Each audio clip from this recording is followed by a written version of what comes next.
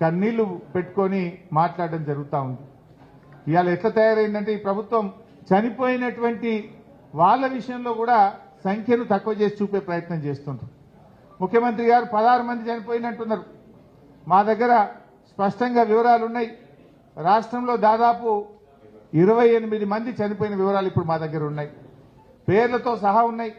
ఖమ్మం జిల్లాలో 9 మంది, యాకూబ్, సైదాబి, సాంబశివరావు, పద్మావతి, అశ్విని, మోతీలాల్, రాము, ఆదమ్మ, నీలమయ్య, సూర్యాపేటలో నాగం రవి, ఎర్రమల్ల వెంకటేశ్వర్లు, మహబాద్లో నర్సయ్య, శ్రావణి, నాగభూషణం, ములుగులో మహేష్, మల్లికార్జున్, ఆదిలాబాద్లో భోజారాం, నారాయణపేటలో హనుమమ్మ, అంజిలమ్మ, నాగర్ కర్నూల్లో గుర్తు తెలియని వ్యక్తి, తాడూరు మండలం చెర్ల తిరుమలాపూర్ గ్రామంలో డెడ్ బాడీ దొరికింది.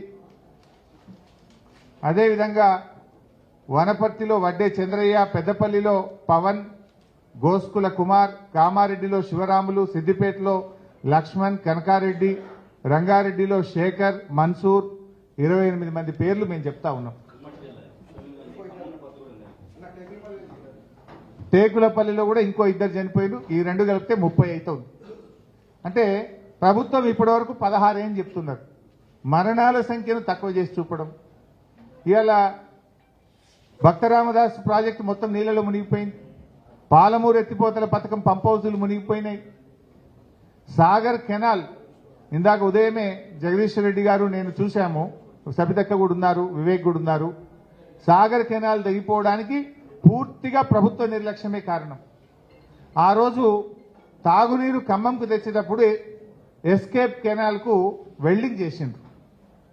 మరి సాగునీరు తెచ్చిన తర్వాత మళ్ళీ ఆ వెల్డింగ్ ఓపెన్ చేయాలన్నా వద్దా?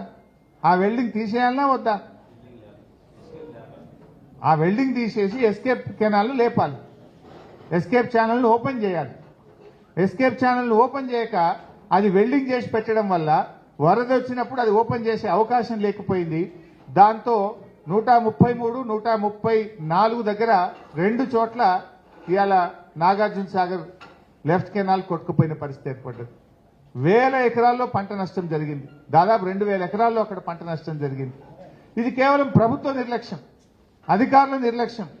సకాలంలో ప్రభుత్వం స్పందించుంటే ఆ ఏదైతే టాకా కొట్టిండ్రో అది తీసేసి ఆ ఎస్కేప్ ఛానల్ ఓపెన్ చేసి ఉంటే ఇవాళ